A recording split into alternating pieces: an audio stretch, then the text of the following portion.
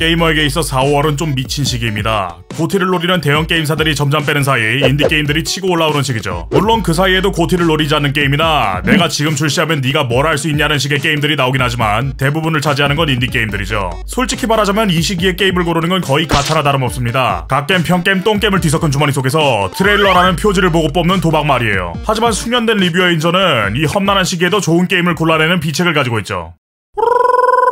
오늘 리뷰할 게임은 블루프린스입니다. 일단 이 게임은 시작하자마자 끔찍한 시련을 내려줍니다. 네, 영어요. 초등학교 3학년 영어 수업 시간, 헬로우 민수 단계에서 얻어낸 정보가 미국에도 민수라는 새끼가 있다는 점밖에 없었던 저에게는 이만큼 잔혹한 시련도 없는 셈이죠. 정신 승리를 조금 해보자면 이 게임은 한글 패치가 제작될 일이 없을 거라 생각해요. 아니 생각해보세요. 글씨체 차이를 이용해서 누가 어떤 글을 썼는지 추리해야 되는 때도 있고, 단어가 같다는 것을 이용한 말장난 퍼즐, 그 외의 퍼즐들도 영어에 대한 깊은 이해가 있어야 풀 수 있는 것들이 대부분인데 이것들을 살리면서 한글 패치를 한다? 그 사람 주소 좀 알려주면 내가 그쪽 방향으로 3번 절하고 플레이를 할 거예요. 물론 이 최대의 진입장벽 강제로 넘을 정도로 흡입력 있는 게임이긴 했습니다. 파파고와 챗GPT의 번역 기능을 최대한 활용하고 스팀 노트에 정보들을 한가득 적어 넣을 정도로요. 기본적으로 이 게임은 매일마다 리셋되고 문을 열 때마다 다른 방이 나타나는 저택에서 존재하지 않는 46번째 방을 찾는 게임입니다. 한 런에서 정보를 최대한 끌어모으고 그걸 이용해 다음 런을 꾸려가는 거죠. 물론 로그라이트라는 장르가 붙은 만큼 런을 진행하면서 중요한 퍼즐을 풀면 영구적으로 보상을 얻게 되고, 하루를 진행하면서 푼 퍼즐의 일부는 다음 런에도 영향을 미치니 그것들을 잘 조합하여 계속해서 나아가는 맛이 있었어요. 이 게임의 기본 구조는 굉장히 잘 짜여져 있습니다. 저택의 공간은 한정되어 있고 더 나아갈 길이 없어지면 그대로 하루를 종료해야 하니 방을 배치하는 것부터 꽤 많은 고민을 해야 하죠. 문고리를 붙잡는 순간 방을 선택해야만 계속 진행할 수 있기 때문에 지금 당장 필요한 방이 아니더라도 다음 선택을 위해, 혹은 이 위치에는 절대 놔두고 싶지 않은 방이더라도 다른 대안이 없어 그 방을 선택하는 일이 생기기도 합니다. 방들의 구성도 잔혹하죠. 많은 보상을 주는 방은 통로가 박혀있고 통로가 많은 방은 리스크가 포함되어 있거나 비용이 비쌉니다. 하지만 이런 선택지만 고려해야 되는 건 아니죠. 내가 지금 이 런에서 하고 싶은 것들을 더 해야 합니다. 게임에 제시되는 퍼즐을 찾아 풀기 위해 움직이지 않으면 계속해서 반복하기만 할 뿐 의미가 없는 게임이니까요. 이 모든 요소들을 문고리를 잡을 때마다 고민해야 하니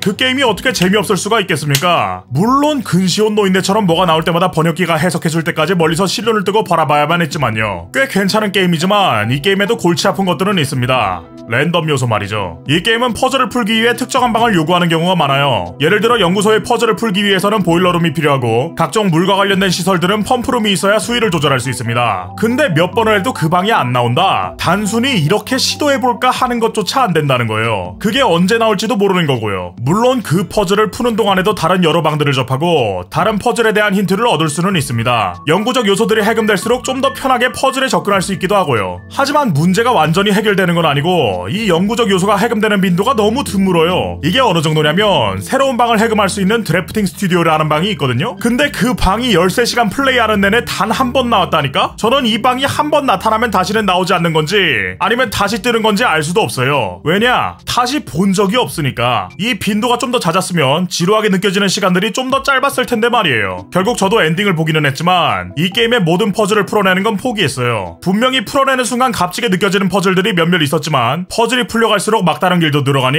점점 반복한다는 느낌이 심해졌거든요. 뭔가가 더 숨겨져 있다는 사실은 알고 있지만 풀리는 것 없이 반복되는 시간이 길어지니까 점점 의욕이 꺾이더라고요. 이 점만 완화됐다면 좀 더 괜찮은 게임이 됐을 텐데 아쉽습니다.